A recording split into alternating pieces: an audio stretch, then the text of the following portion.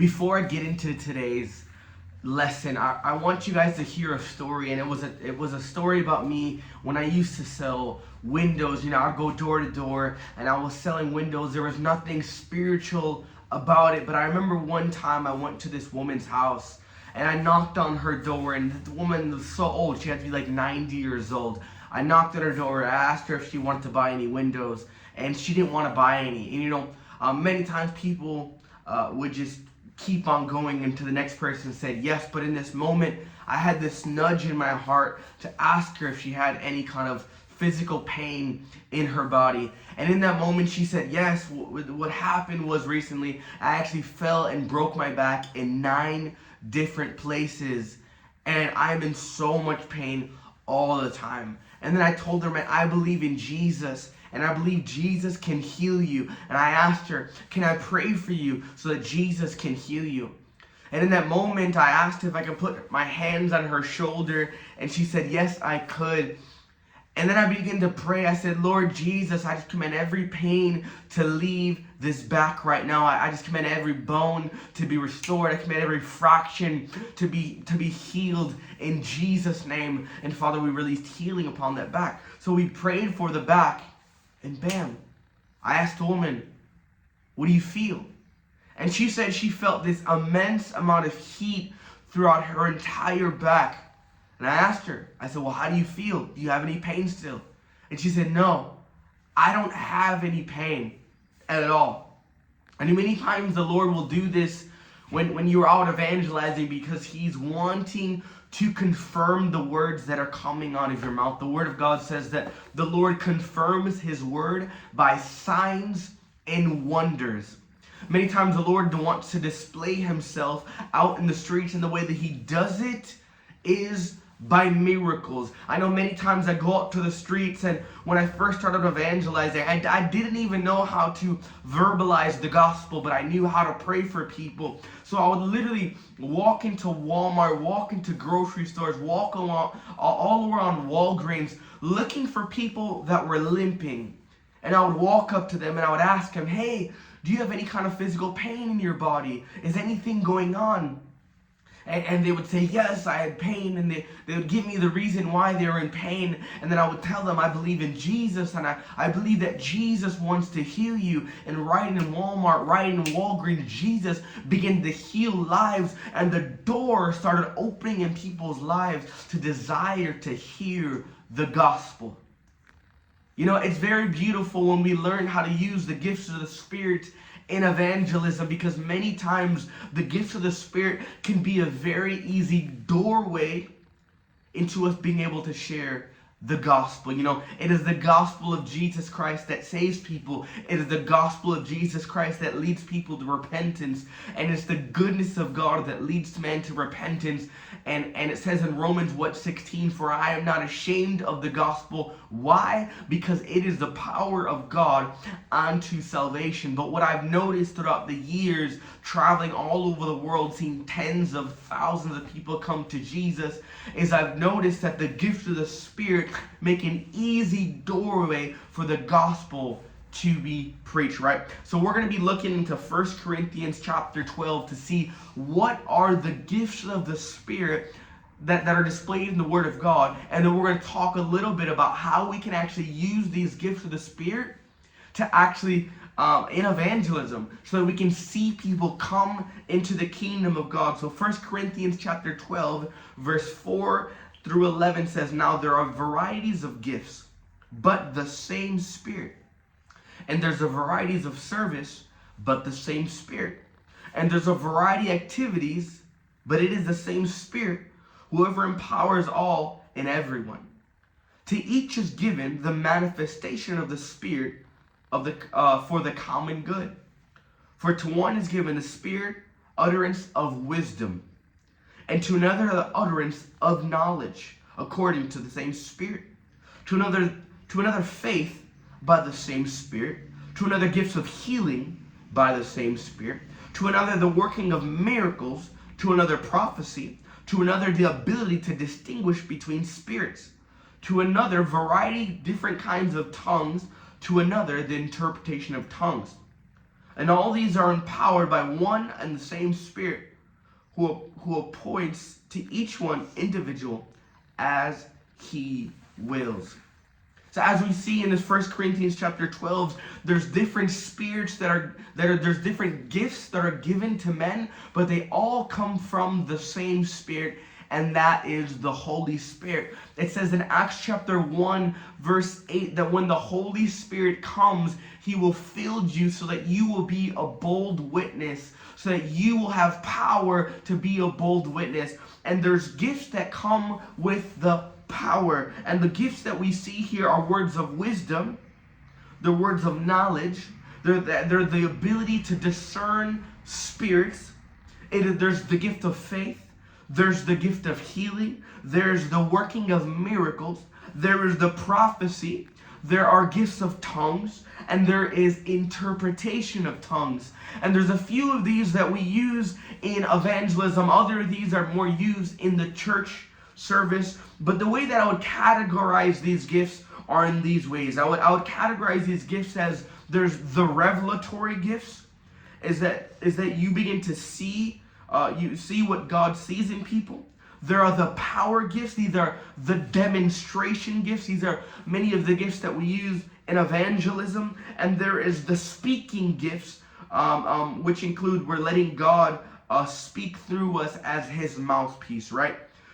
So the revelatory gifts, which are what we see, like see what God sees in people. We begin to see the heart of people. The revelation gifts are like words of wisdom, and it says in Proverbs 2 verse 6, for the Lord gives wisdom, from his mouth comes knowledge and understanding. So what words of wisdom is that has anyone ever come to you and they come to you with the circumstance that they're dealing with, and for whatever reason, not based on your own knowledge, not based on your own wisdom, but you feel as if you have the perfect words to share with that person. It's almost as if you have this supernatural level of wisdom that is unlocked within you, and as you speak, it's like these words of wisdom are coming out of you. That's a gift of the Spirit, my friend. Then there's the words of knowledge. John 4, chapter 4, verse 17 and 18. This is Jesus with the woman at the well. And Jesus said to her, you're right in saying that I have no husband, for you have 5 husbands, and the one that you have is not your husband. What you have said is true. So in this story, I'm just going to give a brief lesson. So Jesus departs, and he goes to this well, and it's just Jesus, and he meets this woman. And he asks the woman to basically get some water for her. And then he begins to share the secrets of her heart. He begins to share things that no one knows about this woman, and this woman says, how do you know these things? And that's what the word of knowledge is that there's some times that you may be out in the streets, or you may look at someone and you just have this thought, and you begin to understand the secrets of the heart of the men, and you begin to understand things about them, and when you release things about them, it's like, how do you know that?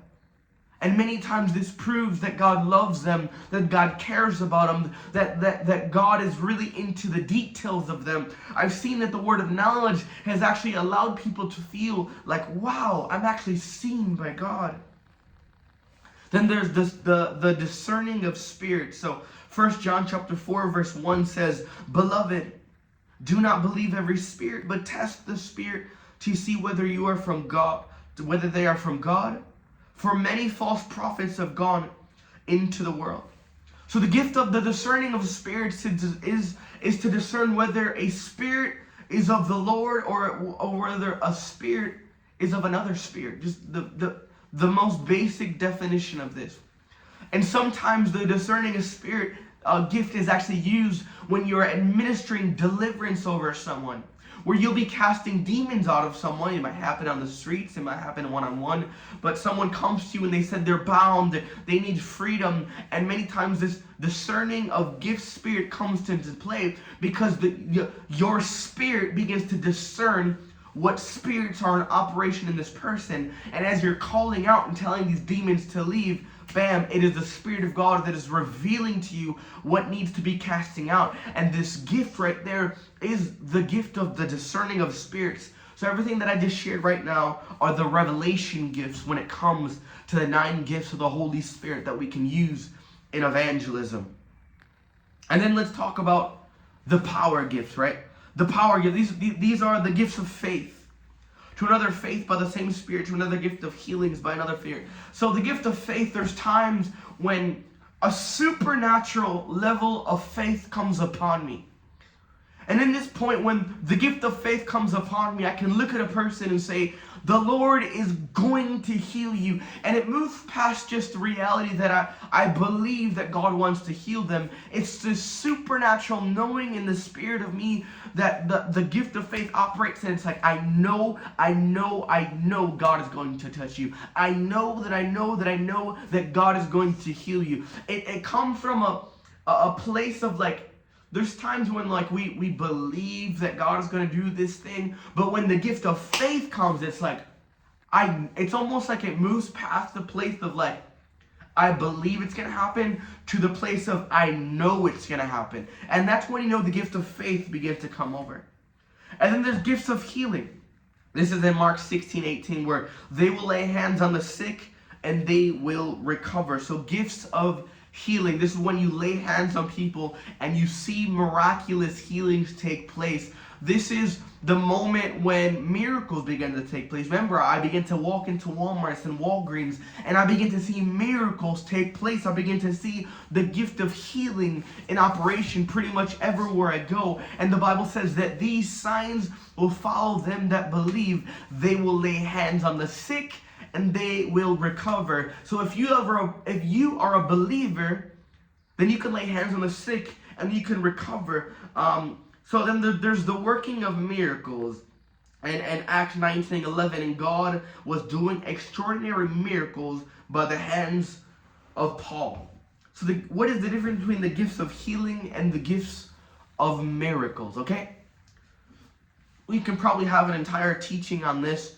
But what I would say the basic definition is that sometimes miracles are those healings that happen instantaneous. Miracles can be, doesn't have to just be a healing. A miracle can be a financial miracle. A miracle can be just a friend and a family member coming to Jesus. A miracle can be something supernatural that God does in your life that it could have never done any other way. A miracle could be you got into a car crash, but you didn't even have one scratch that came upon you. A miracle could be that you were supposed to be dead, but your life was spared and you experienced a miracle. And healings has to do with when someone has a physical ailment in their body and God physically heals them. A healing can also happen when someone has a wound in the heart and God comes and touches their heart and heals them. So healing has to do more with like the physical aspect of the Lord physically doing something. It could be internal, but miracles surpass just the healing portion, where miracles can include, financial miracles and these other things as well. And then there's the speaking gifts, where there's prophecy, there's speaking in tongues, and there's the interpretation of tongues. So when you look at prophecy in 1 Corinthians 14, then the one who prophesies speaks to people for their upbuilding, for their encouragement, and for their consolation. And when you prophesy, you're speaking as the voice of God. It is when you hear the voice of God and He's speaking to you on behalf of someone. There's sometimes when you have this inclination inside of you that says, I don't know why, but I feel like I need to share with this person. I feel like I need to share this word from God for them. For whatever reason, their mom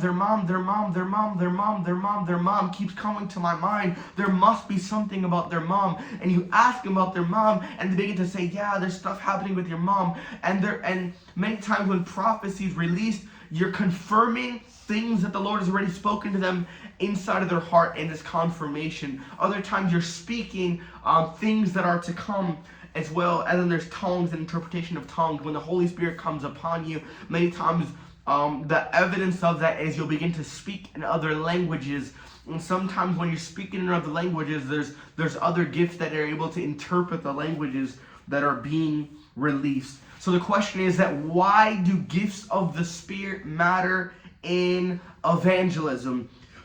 First point is I want to say that gifts of the Spirit confirm the gospel in evangelism.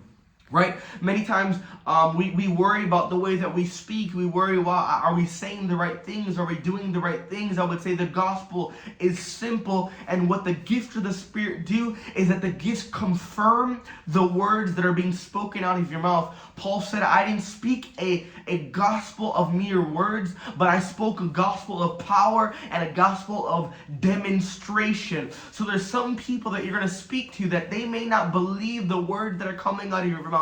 But when the Spirit of God confirms the word that are coming out of your mouth with signs, with wonders, with miracles, then they will believe the words that are coming out of your mouth. Why else do the gifts of the Spirit matter in evangelism?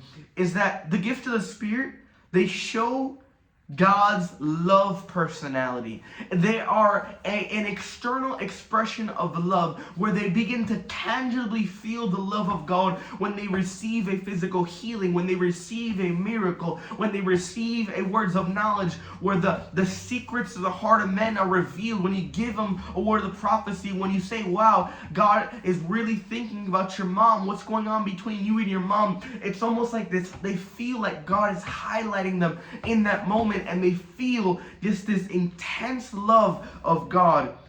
And what else is that sometimes the gifts of the Spirit actually are able to give you more boldness to step out. Because when I first started evangelizing, I didn't know what is the first step into even saying hi. And I just began to walk up to people and asking them, hey, do you have any physical pain in your body? And I would say, man, this is a very random question. Do you have any physical pain in your body? I knew that they did. They were limping. And they would say, yeah, actually my leg hurts.